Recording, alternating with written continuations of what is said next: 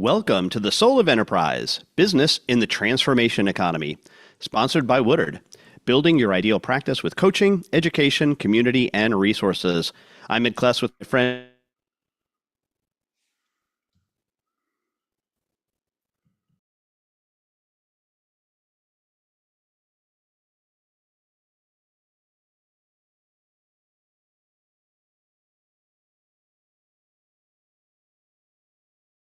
everybody to the Soul of Enterprise, Business in the Transformation Economy. I'm Ron Baker, along with my good friend and threshold colleague Ed Kless. I hope he comes back on the line. He's at a remote location, so he might be having internet issues. And on today's show, folks, we have quite a treat. We have our interview with Doug Reuter, the inventor of the game board sequence, or the game sequence. Doug, welcome to the Soul of Enterprise. Well, thanks for having me. I'm looking forward to the talk. Oh, All excellent. right, and I'm back, guys. And Ed's back. So, okay. I was back. Yeah. So okay. Yeah. No, I didn't see that I froze, but fantastic, Doug. We're so happy to have you here, and appreciate the pinch hit, Ron. Doug, board game inventor. That's a little unusual, and a very popular board game, Sequence, which I love playing and have played actually with you at a event we were able to, and that's where we met a couple of months ago. Take us through this incredible story of how you became a board game inventor. Right. Well, to be honest, it's the last thing I ever thought I would really do. But one night, I woke up about 2:30 in the morning and had a dream about a board game. And so I got up, which is unlike me. I wake up from a dream, I just roll over. But I got up, found a piece of paper and pencil, wrote down everything I could remember from my dream. And in my dream, there were 100 squares on a board, 10 rows by 10 columns. And they had playing cards on each square. And they looked all mixed up. So the next morning I thought, well, that was an interesting dream, and I didn't have anything on my schedule, so I got a piece of cardboard. I went up to the local gas station, bought a bottle of glue, believe it or not, and 2 decks of Tom Thumb playing cards. And I shuffled those cards for about a half an hour to make sure they are all mixed up. And then before I started gluing them, I got to thinking, wait a minute, there's 104 cards in 2 decks of cards, and there's only 100 squares. So my first problem, I decided to take all the red 2s out of the decks and just glue down all the rest of the cards. And then I chose to make the red 2s wild cards. So as soon as the glue dried, my wife and I started trying to play a game of, I first called it Sequence 5, because in my dream, there were 5 chips in a row on the board, up and down and diagonally. So I knew in my dream there had to be 5 in a row. So we started playing, and that very first game took absolutely forever because all the cards were mixed up in concert with my dream. But I instantly realized this isn't going to play well because it takes forever.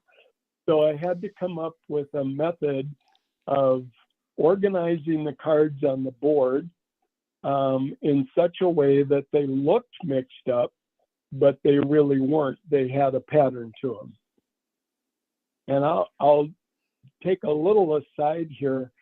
Years later, like in 2014, I think, I was at the Mall of America in Minnesota, and I was demonstrating Sequence in a toy and game store.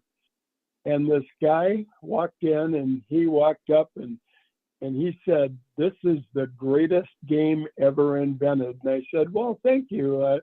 I know it's a popular game, but the best game, probably not." But he said, "The problem is you can't find your cards in your hand on the board fast enough."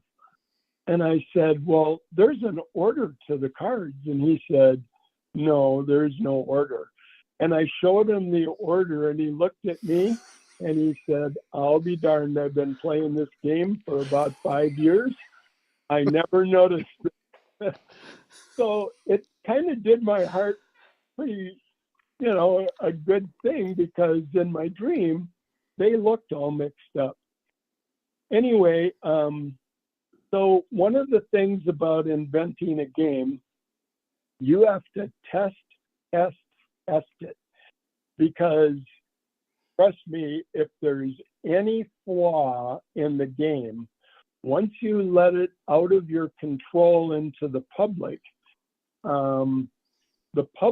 will find the errors, either in the rules or in the game itself, the pieces, the layout.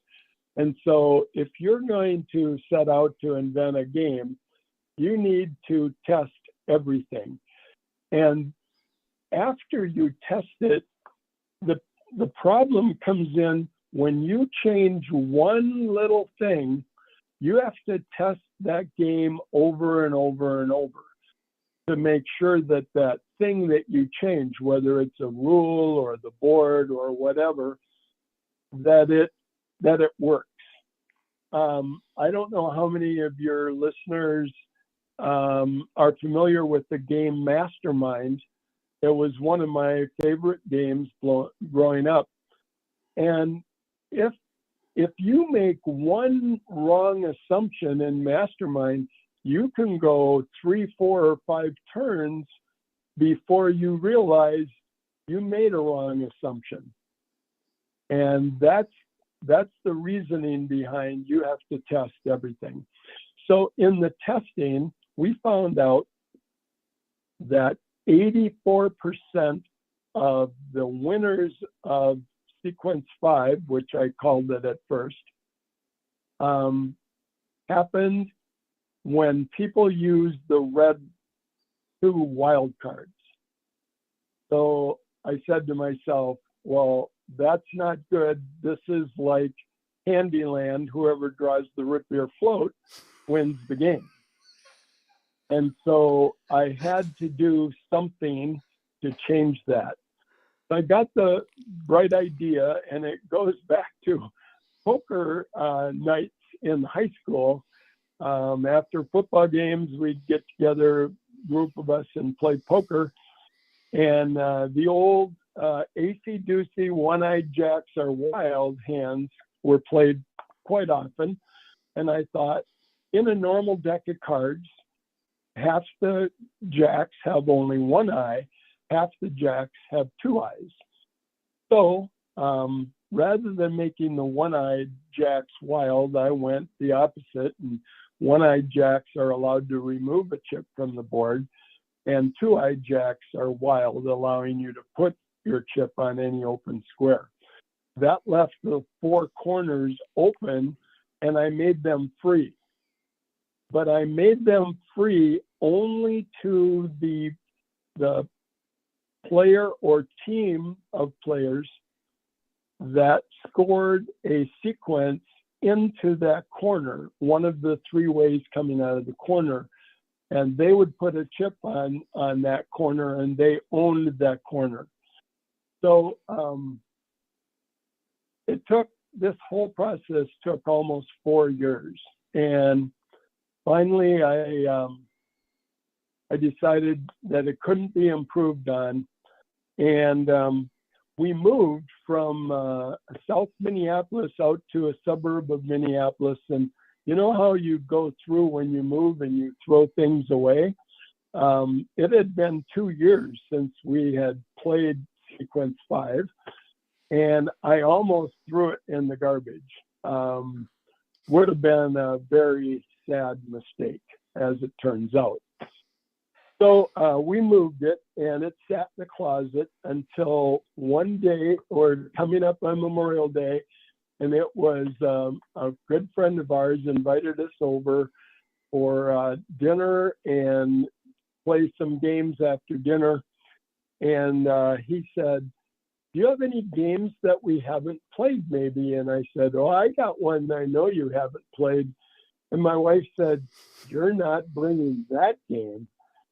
And I said, "Yes, we're going to bring that game." So after dinner, we started playing that game, and all of a sudden, we realized it was 2 a.m. We had played that game for 4 hours, and he asked me what it would cost to make 10 copies for him to give away as Christmas gifts. And so I said, well, that takes a lot of time, and why don't we see if we can find a company to print us some boards? So a neighbor of my father owned a printing company in a suburb of Minneapolis, and I went and talked to him, and I just wanted to make 100 copies, 10 for my friend and 90 for me to sell maybe. And he said, "You do not want to do that." This was in the day of color separations and 4-color print machines, presses. And so he said, "We're currently printing 100,000 decks of cards for a local game company. Why don't you let me see if they ever look at other inventions?" And so he called them, and they said they did. And we made an appointment for actually the next day, which was the anniversary of that was just 2 days ago, actually. And I showed up at their office, and I started trying to take the game out of the box I had made. And this vice president of new product acquisition said, "What are you doing?" And I said, "Well, I want to set it up and teach you how to play." And he said, "Well, you had better have covered that in the rules, because you can't stand in the aisle in Target and explain how to play this game." And I said, "Well, it's all in the rules." So I left kind of dejected, because I couldn't even share with him what I thought the positives of the game were. So the very next morning, I was in my office. I was human resource director for a manufacturing company, and my phone rang, and it was the CEO of the game company. And he said, "Well, I just called to tell you I hate your game."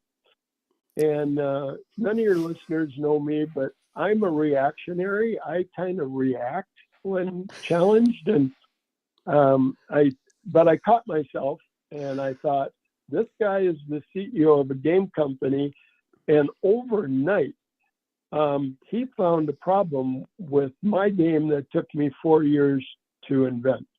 And I need to find out what that was. So are we coming up on a break here? I'm looking at the time. Yeah. If you can just finish this part up, Doug, that'd be great. Yep. I know where this is going. So finish up the conversation with the CEO. Okay. So he said, "No, you can't fix this." He said, "What happened was, after you left, we brought your game down to the conference room, and all the management got together, and we set it up and started playing it. All of a sudden, someone said, 3 cases of beer and 4 pizzas later, it was 2 o'clock in the morning, and all my management teams are walking zombies today." And he said, "I called to tell you I really like your game, and when can we have a meeting and talk about that?" So that ultimately turned into a license, which is a whole nother story. And the rest is history. It took about 9 months for them to, they only changed 2 things. One, they changed sequence 5 to sequence, and he made the 4 corners free for everyone all game long instead of having to earn them. But if you play sequence with me, you play by my original rules. I call it my house, my rules. So That's in a Outstanding, Doug. nutshell. This has been great. Yep, we really appreciate it. We're gonna get back with you and talk with you about. You have a very interesting and distinguished career. But when we come back from the break, I will do the read-in. I forgot to do that because of our technical issues. But right now, we have a word from our sponsors.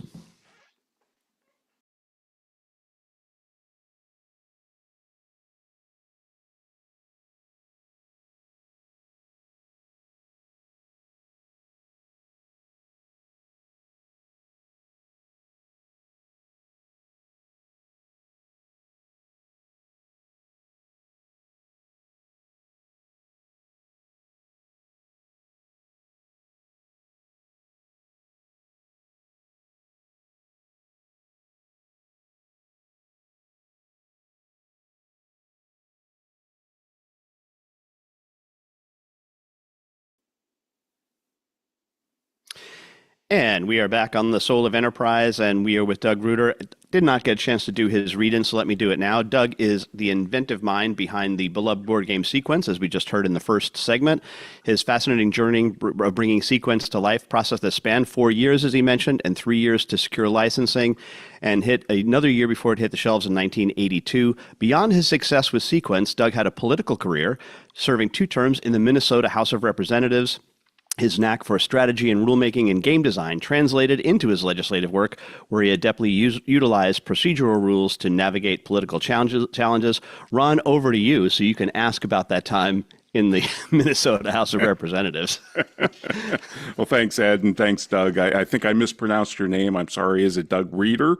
Is that the pronunciation? Reuter. Like Reuter. Reuter. Yep. Okay. I think I said Reuter. You Doug, know, that's Go- the correct pronunciation, but all the family pronounces it Reuter. But Reuter. if you lived on the coast, it would be Reuter. Okay. That makes me feel a little better. I'm just curious, Doug. You know, it was a great story about the dream and waking up at 2:30 and writing it all down. And I think you're working on some other games, and maybe we'll talk about that. But how do you balance complexity and accessibility when you're designing a board game like this? You talked about it a little, but can you go a little bit deeper on that? Yeah, well, I grew up in Minnesota, so in the winter it's very, very cold up there. And I had 2 brothers, and we were only 4 years apart, and we played a lot of games. And I recalled when we were kids and playing games, we enjoyed games that were moderately complex, but had a conclusion fairly quickly. In other words, we did not enjoy playing Monopoly because it took 4, 5, 6 hours to finish a game, but we liked Clue and in the younger years, Sorry, and stuff like that. So I wanted to balance a fun game with a short period of time invested. So once you get to know Sequence and you play it a little bit, the average game only lasts 15 to 20 minutes. And, Oh, wow. and as if you get much longer than that, people get bored with it. Okay, fair enough. Just fascinating. Let us talk about your time in the Minnesota House of Representatives. One of the things that caught my eye was you were, working to reestablish the original session opening prayer, which you successfully did. What motivated you to make that change? Well, it's my Christian beliefs and quite honestly, belief in our Constitution. I mean, our Constitution says Congress shall make no law respecting the establishment of a religion or prohibiting the free exercise thereof or abridging freedom of speech. So it was the first day of my second term, and someone made, so a little bit of history here. The very first day, the whole House gets together and they pass rules that are going to govern them for the next 2 years.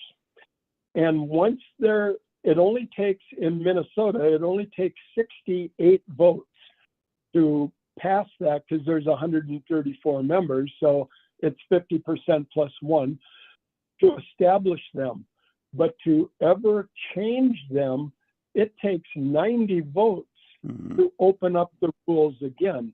Once they're opened back up, it only takes 68 to pass them again.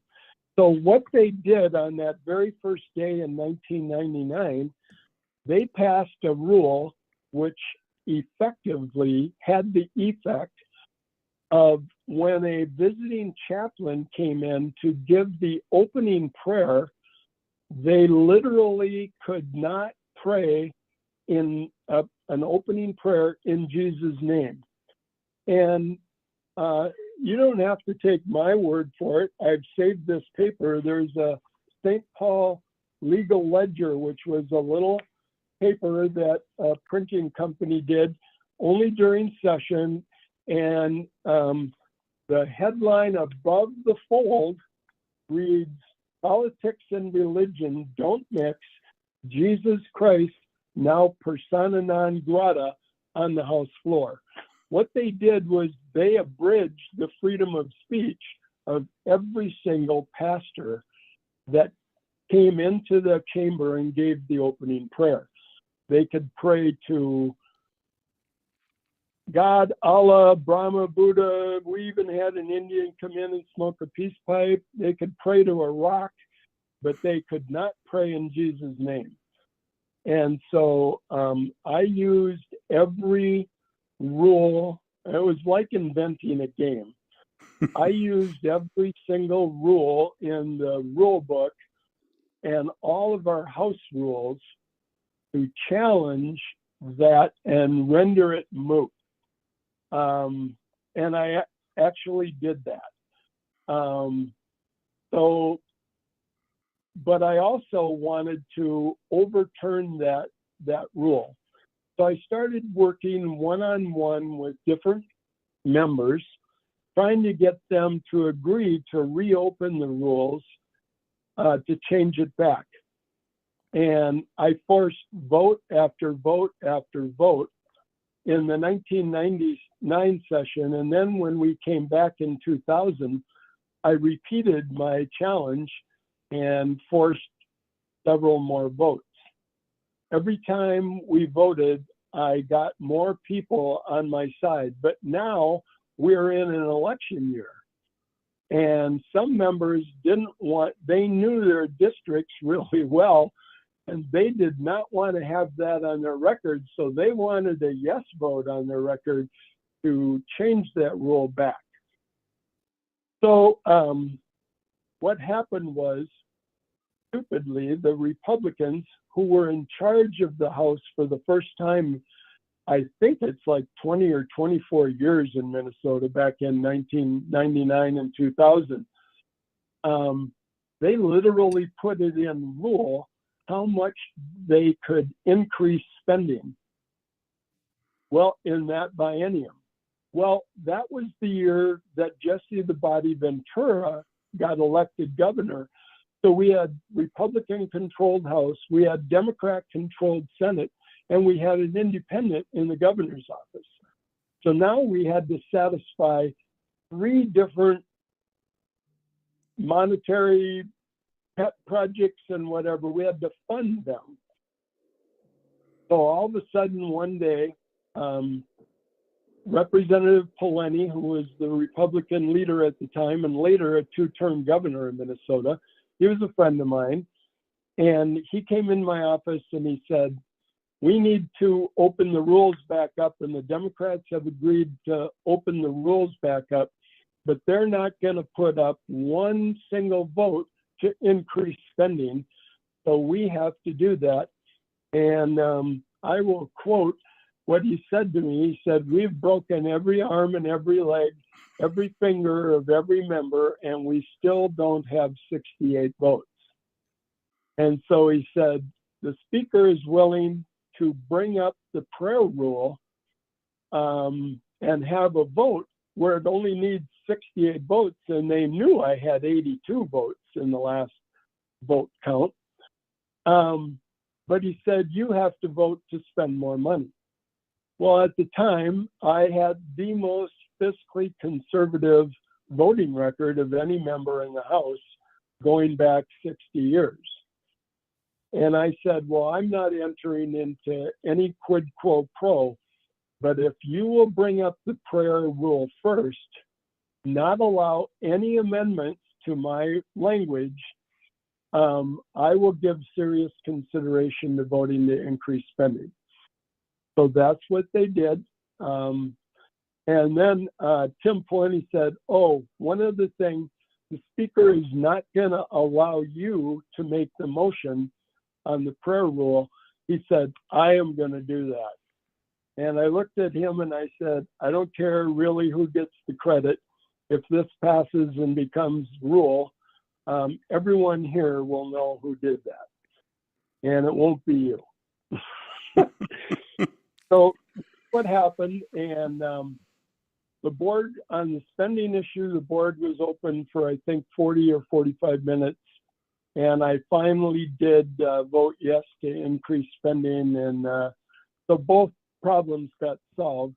But I changed the language back to the language that the very first session of the Minnesota House in 1857 adopted.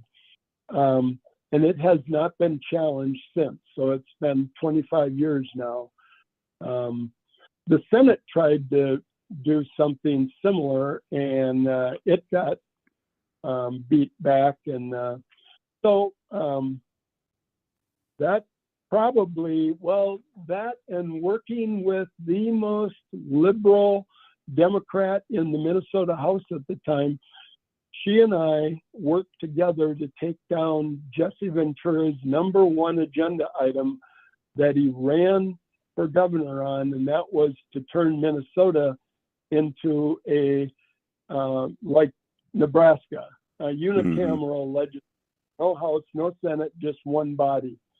And literally, Phyllis Kahn, who is a good friend of mine, actually, she and I took it down in committee, and we again took it down, led the battle to take it down on the House floor.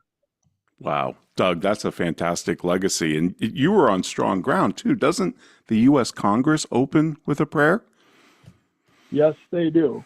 And they don't put any restrictions on it. And so I literally contacted a law firm that specializes in constitutional issues, and they looked at it and said, well, the problem is this isn't a law, this is a House rule.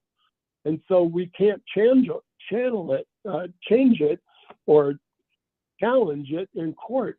And my response to them was, we are obstructing and limiting the freedom of every single pastor that comes in to say the opening prayer. Forget what we all agree to amongst ourselves. We cannot abridge his right to pray any prayer he wants. And but they just didn't feel like they could challenge that in court. Excellent. Well, Doug, this is fantastic. This is flying by. I'm sure Ed's got more questions for you on the House of Representatives. But folks, in the meantime, if you want to get a hold of me or Ed, send us an email to asktsoe@thresholdnow.com. And you can check out our Patreon channel, which gives you access to bonus content. You can do that at patreon.com/TSOE. And now a word from our sponsors.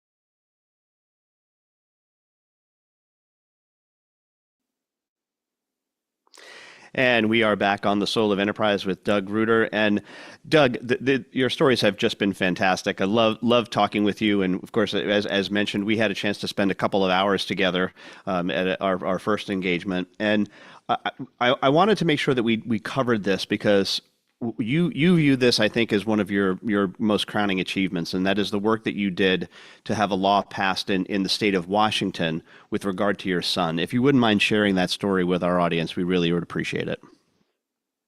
Right. So I want to say right up front that my wife, Nancy, participated just as much as I did, which was a real stretch for her. She's a very private person, and but boy, you don't want to upset the mother bear anyway. So the first thing I want to say about mental illness, it's very important. If you have a serious mental illness or know someone who does, I'm talking bipolar 1 or bipolar 2 or schizophrenia. People will argue, but it's real close to 50% of those people that have one of those or more of those diseases have an additional condition called anosognosia. It took me about 6 months to pronounce it, let alone spell it. But what it means is they have absolutely no insight into their illness. They do not believe that they have a mental illness. And so people like our son who came down with bipolar mental illness in college in Arizona, and he and we helped him fight that for 9 years. Joel had bipolar and he had anosognosia. It was a major battle to keep him on his meds. And when he would go off his meds is when things got, and not only our son Joel, but anyone who has serious mental illness who goes off their meds just goes deeper and deeper into the illness. And that's when bad things happen. So in February of 2013, our son went off his meds again. He had been diagnosed with lymphoma. And by the way, there's a book, and it says, "Tell your children the truth about marijuana and mental illness." And it's available still. It's a thin little paperback book. It's still available on Amazon. And Joel's doctor in Arizona, after his first break, Nancy and I were invited to that meeting, and he told Joel he believes that someday there will be clinical proof that some people have the right chemical makeup in their body, the right DNA, whatever, that one marijuana cigarette will launch them into serious mental illness, and it can only be treated for the rest of their life, never cured. And he looked right at our son and said, "Don't ever smoke another marijuana cigarette." Well, with the chemo in 2013, he was upset stomach, whatever, and he started smoking marijuana again, went off his psych meds, and he spiraled out of control.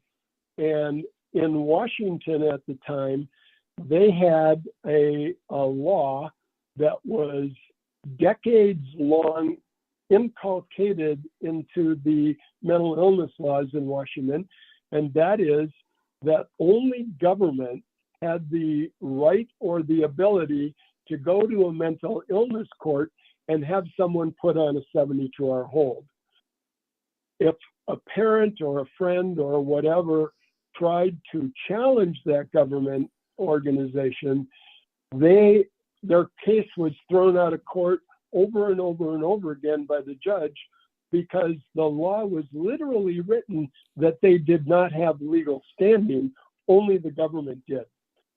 So on July 5th, after spiraling out of control, the Seattle Police Department held an 8.5-hour long standoff with my son. He had somehow gotten a pistol, and on the morning of July 5th, the Seattle Police Department shot and killed our son. So, armed with 4 years of background in the legislative process, I reached out to some members and got some traction. And Nancy and I moved from our home in Texas out to Olympia, Washington. We were there every single day of the 2014 legislative session. We got one law passed in the House, and it undid that restriction for family members. It gave family members the legal right to appeal a no 72-hour hold order by the government agency. So it passed the House, went over to the Senate, and the Senate killed it on the last day of the session in 2014. And it was, to add insult to injury, it was my wife's birthday. So it was a very long ride back from Washington to Dallas. So we went back. Nancy lasted, I think, 10 days, 2 weeks in 2015. I stayed there the whole session. We actually got 4, if you want to call it 5, new laws passed in 2015. One of them was named Joel's Law after our son, and it literally undid, I'm told, 4 decades of inculcated legal binding, and it opened up the court. So if that government agency didn't want to put someone on a 72-hour hold, a family member could appeal to the court. And we were told a couple of years ago by the head of Health and Human Services for the whole state. She called one day and said, I was one of those who was vehemently against what you were trying to do, but she said, I have come 180 degrees. And she said, I want you to know that over 1,000 people in the state of Washington have been helped by Joel's Law and the other laws that we got passed that never would have been helped if we hadn't done what we did. So the only way I knew how to tackle that was the 4 years of on-the-job training I got in Minnesota from 1997 to 2001. Little did I know that 14 years later, I would use everything I learned in those 4 years to bring about meaningful change. And do you have any idea, Doug, how many other states are like Washington was? And are there organizations that you're aware of that are trying to rectify that? There are. The best one that I know of is the Treatment Advocacy Center. I think it's tac.org. They're in the state of Virginia. Their sole purpose is to work with state governments to try and get laws passed. Here in Texas,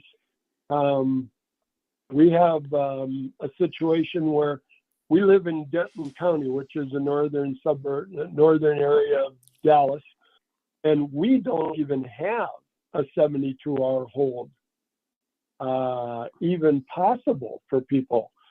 The only way you can get held and treated for your mental illness in Denton County is to commit a crime, land in jail, and either a warden or a police officer, guard, says there's something off with this person, and they bring a psych doctor in, and that psych doctor, if they believe they should be hospitalized and treated, then that doctor goes to a mental illness court.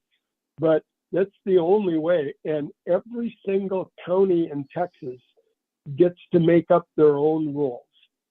One of the things that we tried to get passed, not only in Washington, but I tried it in 2017 and 18, it's something called AOT, Assisted Outpatient Treatment.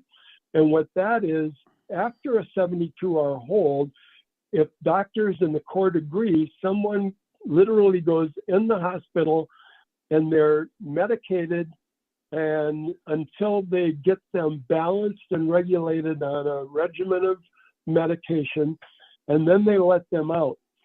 Assisted outpatient treatment allows the judge to force that person to stay on their meds and go in regularly for a checkup to make sure they're still on those meds.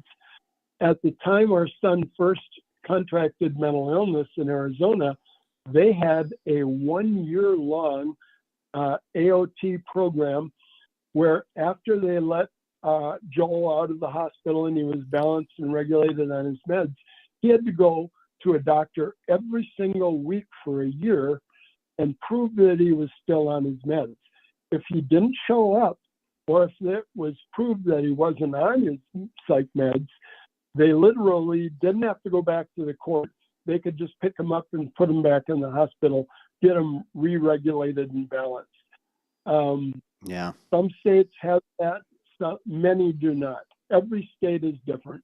I wish there would be a federal law, and if someone could ever get me into Robert F. Kennedy Jr., I could tell him what it takes to turn the curve on mental illness in this country.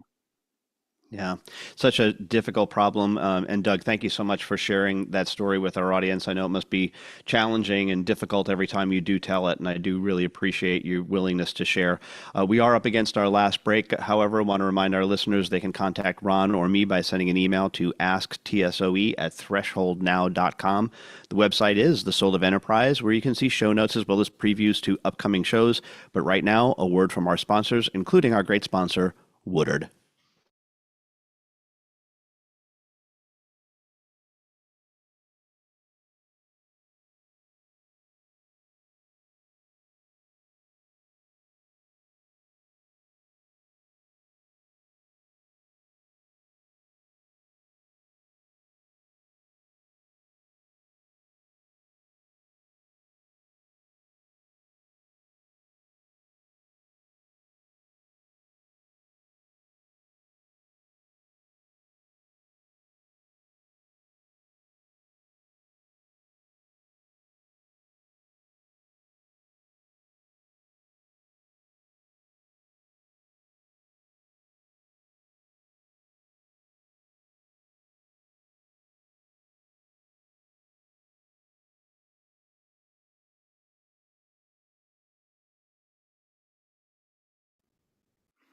Welcome back, everybody. We're here with Doug Reuter, the inventor of the board game Sequence. And Doug, we have mostly a business audience, and I'm just curious, what lessons have you learned from your experiences as an inventor and I would say entrepreneur that you'd like to share with our audience? Well, the first thing is get a very, very capable lawyer. I have a lot of friends that I've developed friendships with over the years who are game inventors, and everyone pretty much tells the same story. You cannot have an ironclad agreement enough. It's not ironclad enough. Everyone I know and talk to has legal problems because once a company, and I'm not going to name names of companies, I'll probably get sued, but once you get a contract with a company, they pretty much feel like they own it rather than just licensed it.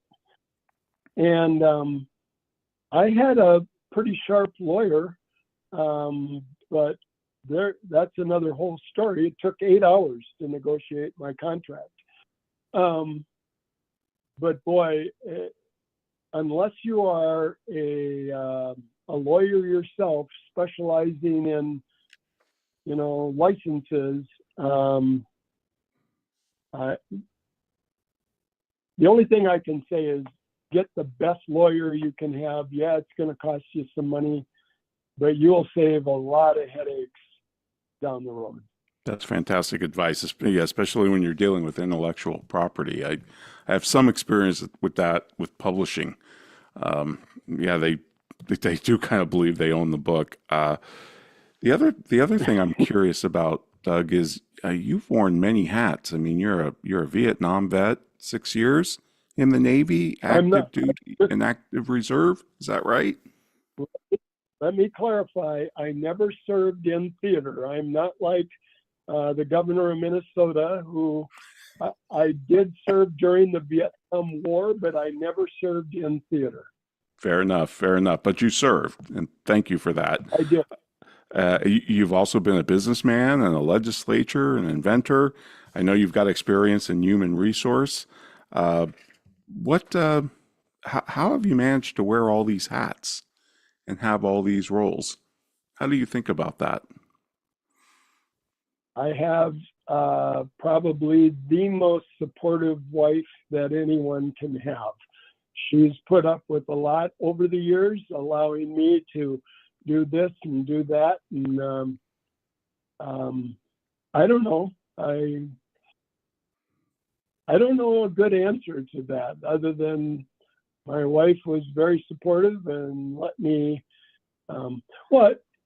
With respect to game world, I mean, I think some people that can see a picture, I've invented, 6 or 7 other games, 4 of which I've self-published. But yeah, you just take one thing at a time, and we had 3 kids along the way, and that takes a lot of time and effort too. And I don't know.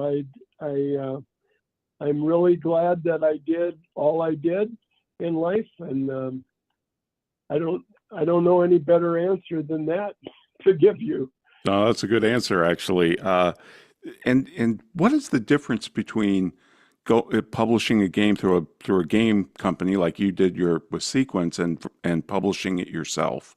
What are some of the challenges and differences in those two scenarios? Well, there's you really need a lawyer then, because there's copyright laws, and sometimes registering your name of your game, and then there might be something that you need to protect with a patent. And one of the games actually that I invented, I did apply for a patent through U.S. Patent Office and was issued a patent, a design patent for one of the pieces in one of my games. So this isn't something that you can do on your own. One of the most important questions I've been asked by people who have invented games but can't get it licensed by an established company and want to do it their own, I just tell them, look, you need to be prepared to get a second mortgage on your house, produce enough copies so that you can distribute them, and then you are running the risk that your whole garage is full of copies of your invention and no stores to buy them. I've seen it happen, and quite honestly, half of our garage is full of one of the games that I self-produced. Yeah, one of the games that I produced and self-published is called QB8. And QB8, I entered it in 2013 in a international scope inventors competition in a small town in southwestern Minnesota. And they had run that competition for 56 years. And my game, QB8, is the only game in their 56-year history to win Best in Show. That's when I decided to self-produce 1,500, and I've distributed about 1,100 copies now. But that's been since 2015, so 10 years. Wow. Are any of your games available like on Amazon or in any stores anywhere? The ones that you've self-published? Yeah, they're not available on Amazon. There's no website for them. None of them have been sold in store. I guess you would just have to find out how to get a hold of me, and I don't know, because the store takes 50% of the price, and you don't want to price yourself out of the market with a toy or game. So, Right, that makes sense. Are there any future games that you're working on or other projects that you're excited about? So there's a game that's sitting on my desk right over to my left that I started on 8 years ago, and I just hit a brick wall. And it's sitting over there, and every once in a while I look over there, and the pieces of that are staring me in the face, saying, okay, when are you going to finish me? But it's just dry. There's nothing I can do with that. So, but yeah, I had a dream about sequence. One of the things that's happened several times, 3 or 4 times, I come to a unsolvable problem, either in design or a rule, and I'll take a nap. And during my nap, I'll dream about the way to solve that. And it's worked out every single time. So I don't know. You probably have some head shrinkers out there that know what's wrong with me. No, it sounds a lot like writer's block or just staring at the blank screen, and yeah, sometimes a walk or just moving away from it for a period of time helps. Yep. Is there any collaboration that you do? Do you talk to other inventors about these issues, or is it just kind of solo work? Yeah, inventors are a weird group. They, I've never collaborated with anyone, and you try and, there's these conventions that all these game inventors do. There's one, the best one is for inventors, is in Chicago, the weekend before or after Thanksgiving, I forget which, but a lot of inventors go to that, and you sit down, but everyone's careful about what they're saying because they know they're talking to another inventor, and they don't want to give up any of their processes or thoughts, and but we keep it general. Right, and that's understandable. And Doug, I see sort of a renaissance with board games. I mean, there's various coffee houses that have board games, and you can go in there and play.